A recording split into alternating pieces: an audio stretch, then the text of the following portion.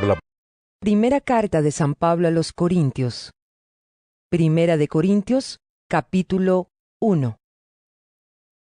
Pablo, llamado por la voluntad de Dios a ser apóstol de Cristo Jesús, y nuestro hermano Sóstenes, a la iglesia de Dios que está en Corinto, a los que han sido santificados en Cristo Jesús y llamados a ser su santo pueblo, junto con todos los que en todas partes invocan el nombre de nuestro Señor Jesucristo, Señor de ellos y de nosotros.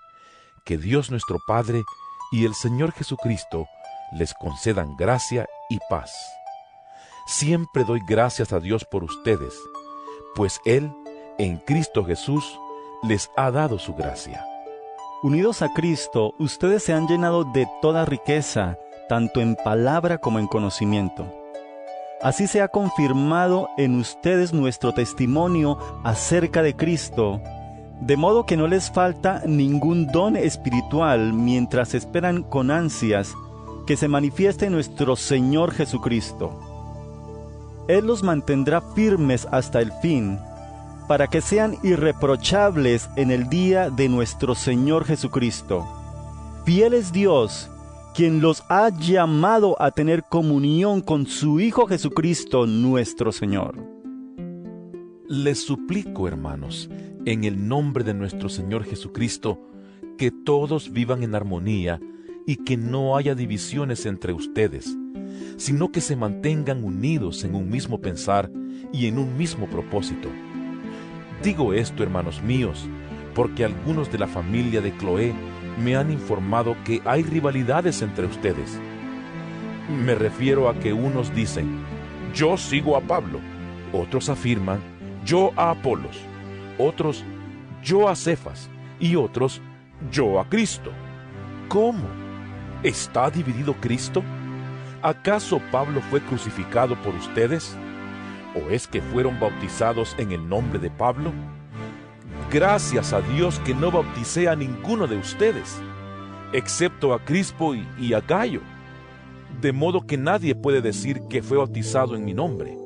Bueno, también bauticé a la familia de Estéfanas. Fuera de estos, no recuerdo haber bautizado a ningún otro, pues Cristo no me envió a bautizar sino a predicar el Evangelio, y eso sin discursos de sabiduría humana, para que la cruz de Cristo no perdiera su eficacia. Me explico. El mensaje de la cruz es una locura para los que se pierden. En cambio, para los que se salvan, es decir, para nosotros, este mensaje es el poder de Dios, pues está escrito: destruiré la sabiduría de los sabios, frustraré la inteligencia de los inteligentes. ¿Dónde está el sabio? ¿Dónde el erudito? ¿Dónde el filósofo de esta época? ¿No ha convertido Dios en locura la sabiduría de este mundo? Ya que Dios en su sabio designio dispuso que el mundo no lo conociera mediante la sabiduría humana, tuvo a bien salvar mediante la locura de la predicación a los que creen. Los judíos piden señales milagrosas y los gentiles buscan sabiduría, mientras que nosotros predicamos a Cristo crucificado. Este mensaje es motivo de tropiezo para los judíos y es locura para los gentiles. Pero para los que Dios ha llamado, lo mismo judíos que gentiles, Cristo es el poder de Dios y la sabiduría de Dios. Pues la locura de Dios es más sabia que la sabiduría humana, y la debilidad de Dios es más fuerte que la fuerza humana. Hermanos, consideren su propio llamamiento. No muchos de ustedes son sabios según criterios meramente humanos, ni son muchos los poderosos, ni muchos los de noble cuna. Pero Dios escogió lo insensato del mundo para avergonzar a los sabios, y escogió lo débil del mundo para avergonzar a los poderosos.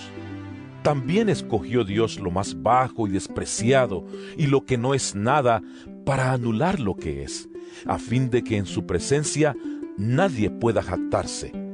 Pero gracias a Él, ustedes están unidos a Cristo Jesús, a quien Dios ha hecho nuestra sabiduría. es decir, nuestra justificación, santificación y redención, para que, como está escrito, si alguien ha de gloriarse, que se gloríe en el Señor. Primera de Corintios, capítulo 2. Yo mismo, hermanos, cuando fui a anunciarles el testimonio de Dios, no lo hice con gran elocuencia y sabiduría. Me propuse más bien, estando entre ustedes, no saber de cosa alguna excepto de Jesucristo, y de éste crucificado. Es más, me presenté ante ustedes con tanta debilidad que temblaba de miedo. No les hablé ni les prediqué con palabras sabias y elocuentes, sino con demostración del poder del Espíritu, para que la fe de ustedes no dependiera de la sabiduría humana, sino del poder de Dios. En cambio, hablamos con sabiduría entre los que han alcanzado madurez, pero no con la sabiduría de este mundo, ni con la de sus gobernantes, los cuales terminarán en nada. Más bien, exponemos el misterio de la sabiduría de Dios, una sabiduría que ha estado escondida y que Dios había destinado para nuestra gloria desde la eternidad. Ninguno de los gobernantes de este mundo la entendió, porque de haberla entendido, no habrían crucificado al Señor de la gloria.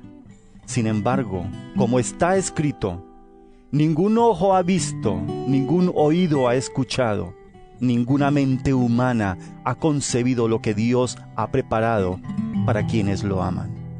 Ahora bien, Dios nos ha revelado esto por medio de su Espíritu, pues el Espíritu lo examina todo, hasta las profundidades de Dios. En efecto, ¿quién conoce los pensamientos del ser humano sino su propio Espíritu que está en él? Asimismo, nadie conoce los pensamientos de Dios sino el Espíritu de Dios. Nosotros no hemos recibido el espíritu del mundo, sino el Espíritu que procede de Dios, para que entendamos lo que por su gracia Él nos ha concedido. Esto es precisamente de lo que hablamos, no con las palabras que enseña la sabiduría humana, sino con las que enseña el Espíritu. De modo que expresamos verdades espirituales en términos espirituales. El que no tiene el Espíritu no acepta lo que procede del Espíritu de Dios, pues para él es locura. No puede entenderlo porque hay que discernirlo espiritualmente. En cambio, el que es espiritual lo juzga todo, aunque él mismo no está sujeto al juicio de nadie. Porque, ¿quién ha conocido la mente del Señor para que pueda instruirlo? Nosotros, por nuestra parte, tenemos la mente de Cristo. Primera de Corintios, capítulo 3. Yo, hermanos, no pude dirigirme a ustedes como espirituales, sino como a inmaduros, apenas niños en Cristo. Les di leche porque no podían asimilar alimento sólido, ni pueden todavía, pues aún son inmaduros. Mientras haya entre ustedes celos y contiendas, ¿no serán inmaduros? ¿Acaso no se están comportando según criterios meramente humanos? Cuando uno afirma, yo sigo a Pablo, y otro, yo sigo a Apolos, ¿no es porque están actuando con criterios humanos? Después de todo, ¿qué es Apolos? ¿Y qué es Pablo? Nada más que servidores por medio de los cuales ustedes llegaron a creer, según lo que el Señor le asignó a cada uno. Yo sembré, Apolos regó, pero Dios ha dado el crecimiento. Así que no cuenta ni el que siembra ni el que riega, sino solo Dios, quien es el que hace crecer. El que siembra y el que riega están al mismo nivel, aunque cada uno será recompensado según su propio trabajo.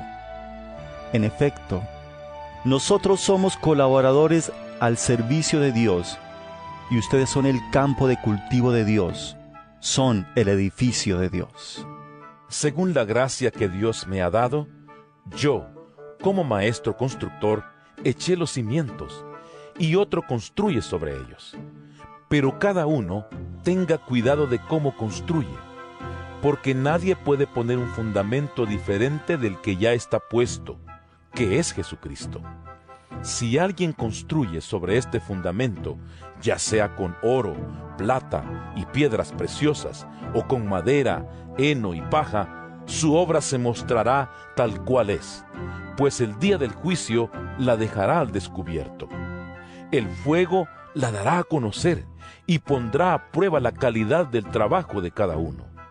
Si lo que alguien ha construido permanece, recibirá su recompensa.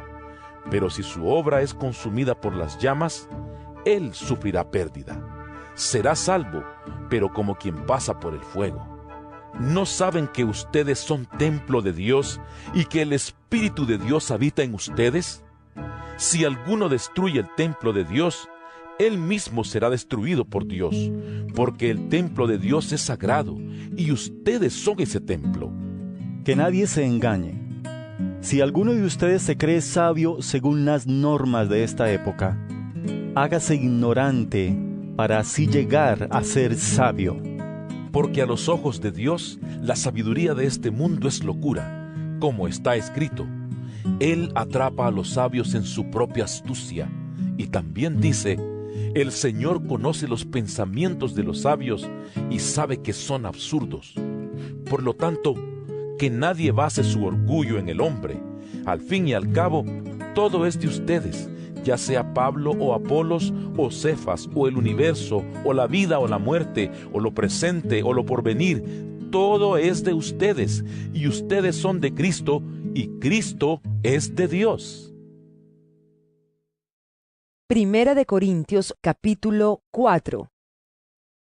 Que todos nos consideren servidores de Cristo, encargados de administrar los misterios de Dios. Ahora bien, a los que reciben un encargo se les exige que demuestren ser dignos de confianza. Por mi parte, muy poco me preocupa que me juzguen ustedes o cualquier tribunal humano. Es más, ni siquiera me juzgo a mí mismo, porque aunque la conciencia no me remuerde, no por eso quedo absuelto. El que me juzga es el Señor. Por lo tanto, no juzguen nada antes de tiempo. Esperen hasta que venga el Señor. Él sacará a la luz lo que está oculto en la oscuridad y pondrá al descubierto las intenciones de cada corazón. Entonces, cada uno recibirá de Dios la alabanza que le corresponda. Hermanos, todo esto lo he aplicado a Apolos y a mí mismo para beneficio de ustedes, con el fin de que aprendan de nosotros aquello de no ir más allá de lo que está escrito. Así ninguno de ustedes podrá engreírse de haber favorecido al uno en perjuicio del otro. ¿Quién te distingue de los demás? ¿Qué tienes que no hayas recibido? Y si lo recibiste, ¿por qué presumes como si no te lo hubieran dado? Ya tienen todo lo que desean, ya se han enriquecido, han llegado a ser reyes y eso sin nosotros. Ojalá fueran de veras reyes para que también nosotros reináramos con ustedes. Por lo que veo, a nosotros los apóstoles, Dios nos ha hecho desfilar en el último lugar, como a los sentenciados a muerte.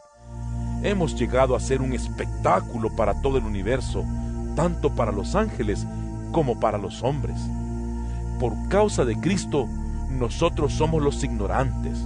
Ustedes, en Cristo, son los inteligentes. Los débiles somos nosotros. Los fuertes son ustedes. A ustedes se les estima, a nosotros se nos desprecia. Hasta el momento pasamos hambre, tenemos sed, nos falta ropa, se nos maltrata, no tenemos dónde vivir. Con estas manos nos matamos trabajando. Si nos maldicen, bendecimos. Si nos persiguen, los soportamos. Si nos calumnian, los tratamos con gentileza. Se nos considera la escoria de la tierra, la basura del mundo, y así hasta el día de hoy. No les escribo esto para avergonzarlos, sino para amonestarlos como a hijos míos amados.